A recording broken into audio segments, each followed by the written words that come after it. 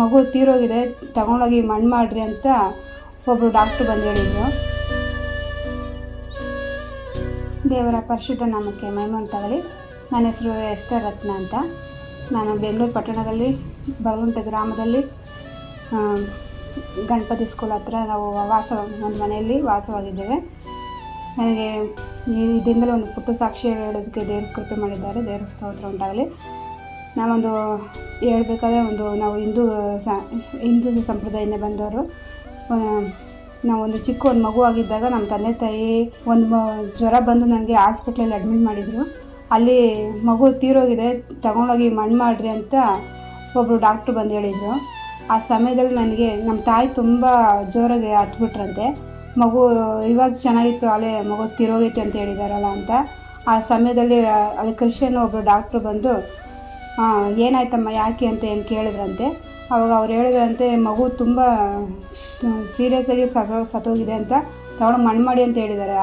ಆ ಕ್ಷಣದಲ್ಲೇ ದೇವ್ರ ಕೃಪೆಯಿಂದ ಅವರು ಡಾಕ್ಟ್ರು ಕರ್ಕೊಂಡೋಗಿ ಅಡ್ಮಿಟ್ ಮಾಡಿದ್ದಾರೆ.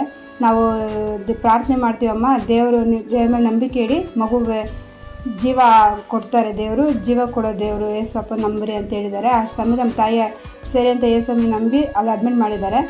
ಅಡ್ಮಿಟ್ ಮಾಡಿ 1-2 ದಿವಸದಲ್ಲಿ ದೇವರು ನಮಗೆ ಜೀವ ಕೊಟ್ಟು ಬದುಕಿದ್ದೀನಿ. ಆ ದಿನದಿಂದ ದೇವ್ರ ಕೃಪೆಯಿಂದ ನಡೆಸ್ಕೊಂಡ್ಬಂದಿದ್ದಾರೆ. ಮತ್ತು ನಾವು ತುಂಬ ದಿವಸಗಳು ಕಳೆದು ಹೋದ್ಮೇಲೆ ಮತ್ತೆ ತುಂಬ ಅನೇಕ ಕಷ್ಟಗಳಿಗೆ ನಾನು ಸಿಲುಕಿದ್ದೆ. ತುಂಬ ಜೀವನನೇ ಬೇಡ ಅನ್ನೋಷ್ಟು ಸಮಾಧಾನ ಇಲ್ಲಿದ್ದೀರ ಅಲ್ಲಿತಾ ಇದ್ದೆ. ಟೈಮಲ್ಲಿ ದೇವ್ರ ಕೃಪೆಯಿಂದ ಒಬ್ಬರು ಸಿಸ್ಟ್ರು, ಮಂಜುಳಾ ಸಿಸ್ಟ್ರು ಅಂತ, ಅವ್ರು ನನ್ನನ್ನು ಚರ್ಚಿಗೆ ಕರ್ಕೊಂಡೋದ್ರು. ಅಲ್ಲಿ ಸೀನೆ ಗೋಸ್ಕರ ಚರ್ಚಲ್ಲಿ ಸೌಂದರ್ಯಜನ್ ಫಾಸ್ಟ್ರ್ ಅವ್ರ ಹತ್ರ ನನ್ನ ಕರ್ಕೊಂಡೋಗಿ ಪ್ರಾರ್ಥನೆ ಮಾಡಿಸಿದ್ರು. ಅವ್ರು ಪ್ರಾರ್ಥನೆ ಮಾಡುವಾಗ ನನಗೋಸ್ಕರ ಪ್ರಾರ್ಥನೆ ಮಾಡುವಾಗ ನನಗೆ ಸಮಾಧಾನ ಆಯಿತು. ನಾನು ಸರಿ 1 ವಾರ 2 ವಾರ ಹೋಗೋದ ಅಂತ ನಾನು ಹೋಗ್ತಾಯಿದ್ದೆ. ಆದರೆ ದೇವ್ರ ಕೃಪೆಯಿಂದ ಒಂದೊಂದು ದಿವಸನೂ ನನಗೆ ಸಮಾಧಾನವಾಗ್ತಿತ್ತು. ಆವಾಗ ನಮ್ಮಲ್ಲಿರೋ ಕಷ್ಟಗಳೆಲ್ಲ ಪರಿಹಾರ ಆಗ್ತಾ ಹೋಯಿತು. ಸಮಾಧಾನ ದೇವ್ರು ನನಗೆ ಕೊಟ್ಟರು. ಒಳ್ಳೆ ಮಕ್ಕಳನ್ನ ಕೊಟ್ಟಿದ್ದಾರೆ. ಒಂದು ಗಂಡೊಂದು ಹೆಣ್ಣೊಂದು 2 ಮಕ್ಕಳನ್ನು ದೇವ್ರು ಸಹ ಕೊಟ್ಟಿದ್ದಾರೆ.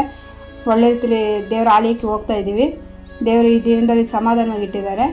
ಮತ್ತು ನನ್ನ ಒಂದು ಮಗಳದ್ದು ಒಂದು ಸಾಕ್ಷಿ ಹೇಳಬೇಕಂತ ಇಷ್ಟಪಡ್ತೀನಿ. ನನ್ನ ಮಗಳು ತುಂಬ ಒಂದು ಡೆಂಗ್ಯೂ ಜ್ವರದಿಂದ ಮಗು ತುಂಬ ಸೀರಿಯಸ್ ಆಗಿ ಅಡ್ಮಿಟ್ ಮಾಡಿದ್ದು ಹಾಸ್ಪಿಟ್ಲಲ್ಲಿ, ಸಪ್ತಗಿರಿ ಹಾಸ್ಪಿಟ್ಲ್ ಅಂತ. ಅಲ್ಲಿ ಮಗು ತುಂಬ ಸೀರಿಯಸ್ ಆಗಿದೆ, ಇನ್ನೇನು ಮಗು IC ವಾರ್ಡಲ್ಲಿ ಇಕ್ಕಿದ್ರು ನಾವು ಹೇಳೋಕ್ಕಾಗೋದಿಲ್ಲ ಅಂತ ಹೇಳ್ಬಿಟ್ಟಿದ್ರು. ಆವಾಗ ನಾವು ಏನು ಮಾಡೋದು, ನನ್ನ ಮಗುಗೋಸ್ಕರ ಮಗು ನನಗೆ ಬದುಕಿಸ್ಕೊಟ್ರೆ ಸಾಕು ದೇವರೇ ಅಂತ ನಾನು ದೇವ್ರ ಹತ್ರನೇ ಪ್ರಾರ್ಥನೆ ಮಾಡ್ತಿದ್ದೆ. ಮಗುಗೆ ದಿನೇ ಹಂತವಾಗಿ ಮಗು ಹುಷಾರಾಯ್ತಾ ಬಂತು. ವೈಟ್ ಬ್ಲಡ್ ತುಂಬ ಕಮ್ಮಿ ಇತ್ತು ನನ್ನ ಮಗಳಿಗೂ ಸಹ. ಆವಾಗ ಫಾಸ್ಟು ಬಂದು ಪ್ರಾರ್ಥನೆ ಮಾಡಿ ಹೋದರು. ಪ್ರಾರ್ಥನೆ ಮಾಡಿ ಹೋಗುವಾಗ ಅವಳು ದಿನೇ ಹುಷಾರಾಗಿ ಒಳ್ಳೆ ನಾರ್ಮಲಾಗಿ ಅವಳು ಓಡಾಡೋ ಥರ ಆಯಿತು. ಅವಳಿಗೆ ದೇವರ ಅದ್ಭುತವಾಗಿ ಮಗುಗೆ, ನನ್ನ ಮಗಳಿಗೂ ಸಹ ಜೀವವನ್ನು ಕೊಟ್ಟು ಆರೋಗ್ಯವನ್ನು ಕೊಟ್ಟು ಕಾಪಾಡಿದ್ದಾರೆ. ನಾವು ಇನ್ನೊಂದು ಸಾಕ್ಷಿ ಹೇಳಬೇಕಂದ್ರೆ, ತಾಯಿಗೆ ಕಣ್ಣೇ ಕಾಣ್ತಾ ಇರಲಿಲ್ಲ. ಒಂದು 20 ವರ್ಷದಿಂದ ನಮ್ಮ ತಾಯಿಗೆ ನನ್ನ ಮುಖನೇ ನೋಡಿರಲಿಲ್ಲ. ಆದರೆ ಹಗಲೊತ್ತಲ್ಲಿ ಅವ್ರಿಗೆ ಕಣ್ಣು ಕಾಣ್ತಾ ಇರಲಿಲ್ಲ, ನಡೆಯೋಕ್ಕಾಗ್ತಿರ್ಲಿಲ್ಲ. ಎಲ್ಲಂದ್ರೆ ಅಲ್ಲಿ ಹಳ್ಳದಲ್ಲಿ ಕಾಲಿಗೆ ಕೊಡೋರು, ತುಂಬ ಕಾಲು ನೋವು, ಸೊಂಟ ನೋವು ಮಾಡ್ಕೊಳ್ಳೋರು. ಆದರೆ ದೇವ್ರು ಎಷ್ಟೋ ದಿವಸ ನನ್ನ ಅವ್ರ ಕಣ್ಣಿಲ್ದರೆ ಎಷ್ಟೋ ಕಷ್ಟಪಟ್ಟು ಕಣ್ಣೀರಿಕ್ಕಿದ್ದಾರೆ. ಆದರೆ ದೇವ್ರ ಕೃಪೆಯಿಂದ ನಾವು ಚರ್ಚ್ಗೆ ಹೋಗಿ 1 ವರ್ಷ ಆಗಿತ್ತು. ಆ 1 ವರ್ಷದಲ್ಲಿ ನಮ್ಮ ಸೇವಕರು ಬಂದು ನಮಗೋಸ್ಕರ ಪ್ರಾರ್ಥನೆ ಮಾಡಿದ್ರು. ಅದಕ್ಕೆ ಮುಂಚೆ ನಮ್ಮ ತಾಯಿ ಎಲ್ಲ ಕಡೆ ಬೇರೆ ಕಡೆ ತೋರಿಸಿದ್ರು. ಅವ್ರಿಗೆ ಕಣ್ಣು ಆಪ್ರೇಷನ್ ಮಾಡಿದ್ರೆ ದೃಷ್ಟಿ ಬರಲ್ಲ, ಅವ್ರಿಗೆ ಪರೆ ತುಂಬ ಬಲ್ತಿದೆ ಅಂತ ಹೇಳಿದರು ಡಾಕ್ಟ್ರುಗಳೇ. ಆದ್ದರಿಂದ ನಮ್ಮ ತಾಯಿ ಕಣ್ಣು ಆಪ್ರೇಷನ್ ಮಾಡಿಸಿರಲಿಲ್ಲ. ಅವಾಗ ನಮ್ಮ ಏಸಪ್ಪ ಮೇಲೆ ಭಾರ ಹಾಕಿ ನಾವು ಹೋಗಿ ಪ್ರಾರ್ಥನೆ ಮಾಡಿಕೊಂಡು ಹಾಸ್ಪಿಟ್ಲಲ್ಲಿ ಹೋದಾಗ ಅವರು ಹಾಸ್ಪಿಟ್ಲಲ್ಲಿ ನೋಡಿದ ತಕ್ಷಣ ನಾವು ಆಪ್ರೇಷನ್ ಮಾಡ್ತೀವಮ್ಮ, ದೃಷ್ಟಿ ಬರೋದು ನಮ್ಮ ಕೈಲಿಲ್ಲ ಅಂಥೇಳಿ ಆಪ್ರೇಷನ್ ಮಾಡಿದ್ರು. ಆದರೆ ದೇವ್ರ ಕೃಪೆಯಿಂದ ನಮ್ಮ ತಾಯಿ 2 ಕಣ್ಣು ಆಪ್ರೇಷನ್ ಆಯಿತು. 2 ಕಣ್ಣು ದೇವ್ರ ಕೃಪೆಯಿಂದ ದೃಷ್ಟಿ ಬಂದೈತೆ. ಅವ್ರು ಇವಾಗ ಕಣ್ಣು ಚೆನ್ನಾಗಿ ಕಾಣ್ತೈತೆ, ಚೆನ್ನಾಗಿ ಅವ್ರು ಓಡಾಡ್ತಾರೆ, ಚೆನ್ನಾಗಿ ಎಲ್ಲ ಕೆಲಸನೂ ಮಾಡ್ತಾರೆ. ಮನೇಲಿ ನನ್ನ ಮಕ್ಕಳನ್ನೂ ಸಹ ಅವರೇ ನೋಡ್ಕೊತಾರೆ. ಇದುವರೆಗೂ ದೇವರು ನನ್ನನ್ನು, ನಮ್ಮ ತಾಯಿನ, ಎಲ್ಲನೂ ದೇವರು, ನಮ್ಮ ಕುಟುಂಬವನ್ನು ದೇವ್ರು ಕಾದು ನಡೆಸಿದ್ದಾರೆ. ಎಲ್ಲರೂ ನಮಗೋಸ್ಕರ ಹೆಚ್ಚಾಗಿ ಪ್ರಾರ್ಥನೆ ಮಾಡಿದ್ದಾರೆ. ಅದಕ್ಕಾಗಿ ದೇವರಿಗೆ ಕೋಟಿ ಸ್ತೋತ್ರ. ಈ ರೀತಿಯಾಗಿ ಒಂದು ಸಾಕ್ಷಿ ಹೇಳೋದಕ್ಕೆ ಕೃಪೆ ಕೊಟ್ಟ ದೇವರಿಗೆ ಕೋಟಿ ಸ್ತೋತ್ರ.